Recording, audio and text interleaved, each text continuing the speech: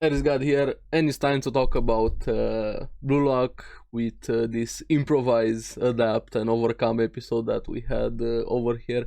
Mainly thanks to Bachir. I feel like he was the most important player or character in this episode, especially after the grim situation they had at the start. And after that, I just couldn't stop grinning. I feel like I keep saying this with every episode of Blue Lock, but it's just so hype, so fun. I know it's just dumb fun. I don't know how else to put it. Just how the characters just make you grin every time, and definitely Bachira stole the show in this episode. So let's get into it and talk about it. Now, at the beginning, we still have Isagi kind of recovering after the goal that Nagi scored. They're still shocked at what he witnessed. And keep in mind what he said last episode. What creature is that? Gonna tie in a bit into this episode. And them trying to get back into it, having to focus over here, struggling a bit. Kunigami tries to score. Reo stops him, knowing his range there. Nagi scores again with this scissor kick he did there. Stops it and shoots. This guy feels like a machine over here. The way he functions with everything, how much control he has over the ball. Raichi was awesome in this episode. I really am starting to like Raichi more and more, and I still want him to punch Kwon because Kwon still had a smugness about him in this episode. But Raichi and Kunigami kinda got a bit into a fight because things weren't going their way. Isagi breaks them up, telling them to focus on the match. Chigiri also tries with his weapon running, but Zanetsu apparently was faster in a way than him. We're gonna get to that. Reo passing again to Zanetsu. Apparently, he has this territory where he can use his weapon. He shoots and he scores. And we also find out that he uses fake glasses just to be smart. Which, sure, do it. But things were looking more grim and grim for Team Z. They even started losing hope, and this was the moment where Bachira just instantly stole the show. Everybody was looking down, having no will to keep on fighting there, and Bachira was the only one smiling, grinning, and enjoying himself, being hyped, having fun over there. I was like, okay, this is what I'm like. You always see a character like this when fighting strong opponents and stuff like that. I feel like Bachira has that quality about him, and the grin he had on his face and the look he gave to Isagi. Are you scared? And kind of jump started a bit Isagi in his way telling, just be more special. If they are special, just be more. Be more. Go beyond what they know. Surpass your limits. Insert your Black Clover memes right here, or your My Hero Academia. But yeah, Bajira definitely stole the show, and the way he just went there with his dribbling, getting past Reo with that roulette much to Reo's frustration. I definitely feel like Reo was the most frustrated character this episode.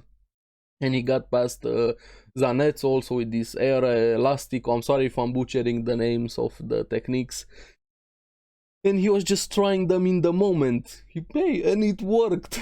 He was having so fun, having a blast there, being saying you have to be the best when you're fighting somebody like this, and finally gave some motivation to Isagi. Bachira was definitely the driving force behind Team Z awakening, which was the theme of this episode, and everything was according to Ego's plan, and they're having to find new formulas for them, for their weapons to work. Bachira scored very nicely there with that trick shot he did, and that was the jump start of the match, getting them back into the match. Kunigami saying they need to find new formulas, congratulating Bachira, and we find out that apparently Reo and Nagi only started 6 months ago, and they are this good, so they don't have the history that some of the players also have, so they're natural born talented ones. Even more probably Nagi. I don't think we have seen him take anything seriously so far, But slowly you have what I liked is Sagi getting back into starting, trying to form a plan, directing all of the players what to do, much to the frustration of Raichi being put on defense. But that's probably very good what happened there for Raichi, and we're gonna get to that. And we have Chigiri stopping Zanetsu, actually barely stopping Zanetsu there. Nagi tries to strike, but you have the best defender there stopping him, Igagori, with his best weapon, his face. He stops it with his face. Hey, if it works, it's not dumb, right? As long as it works. Now, you have Bachira passing to Kunigami, figuring he can't dribble there, what to do, trying to figure out everything. Kunigami and Isagi kind of having the same, doing the same thing that Bachira did to him, but to Kunigami, to hey, be a superhero. If you guys remember their previous conversation when they had there with what Kunigami wants to do, and pushes him, trying to get him to get past his limits, and does this technical shoot from range. Even he was surprised at what he achieved there, doing this shot with no spin, and the goalkeeper got caught off guard completely when the ball just dropped. They finally score. It's 3-2 now in the first half. So this was also pretty much Bachira's show we have here, and slowly the other players started to awaken. And Isagi kept thinking about that goal he had there when the monster inside him started awakening, trying to figure out everything, doing the math and so on, racking his brain, probably smoke coming out. And on the other side we had Ryo getting more and more frustrated, Nagi and Zanetsu wanting to win, and Zanetsu being very mad at Bachira. Now, Gagamaru gets the ball and does this scorpion hit, which, yeah, that was pretty nice to see there from Gagamaru. But unfortunately, Zanetsu blocks it. It's not gonna be that easy. Not everybody's gonna be able to score. But I'm curious what Zanetsu, my bad, Gagamaru seeing him in a more, how should I put this, confident situation, having the same moments that a lot of characters have had. But after that we have Isagi still having this flaw. I think he overthinks stuff way too much sometimes, and even here he got the ball, tries to shoot, but he gets the ball stolen from him. He was very indecisive there, didn't know what to do, how to use it, overthinking way too much there. And also being very frustrated, trying to figure out how to get his weapon to evolve, which is very understandable, but this also caused him to lose the ball. And you have Nagi coming in, twisting the knife in Dawn, telling him you're useless, you're inefficient, and that stuck to him, trying to make him to give up. Them being very opposite with the way they view things. And this is where I really liked Isagi telling him, shut up, genius, and the face he gave him there, I'm doing my thing, just leave me the fuck alone, I don't care what you're saying. And remember what Isagi said when Nagi first scored, what with that creature, and Inagi had the same reaction there, saying what's with that creature, looking at Isagi not giving up in the face of this overwhelming power they are facing here. And now we have Ego saying he predicted this match, this life or death battle with everybody starting to awaken. This was probably the funniest moment. I'm really liking Ari more after this scene we had with her.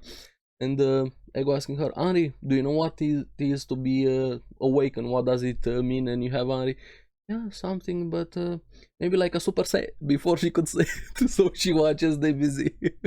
I really liked that Easter egg there, and the way she blushed, being a bit flustered that Ego.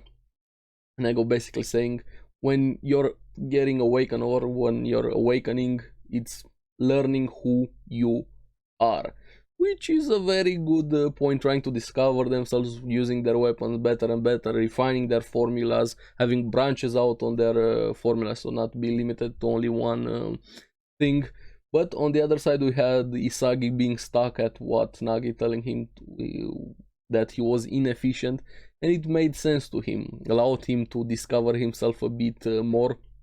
And Raichi with his stalker mode on the Reo, are you gonna call the cops on me? Reo was very, very frustrated there, even to the point that he reverted to violent, actually elbowing Raichi, which, yeah, kind of shows he's not used to things not going his way. We saw his flashback with his parents. He had access to everything and anything. He finally got excited about something when he met Nagi, and he kept winning and winning, and in this case things are not working in his favor, and he got a yellow card. And Raichi, just one more time.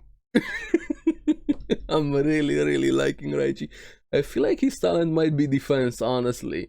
We haven't really gotten a good defensive player, so to say. And maybe the series is not just gonna be about the best striker. Maybe we're gonna have the best individual position, but of course striker is gonna be the focus. But who knows?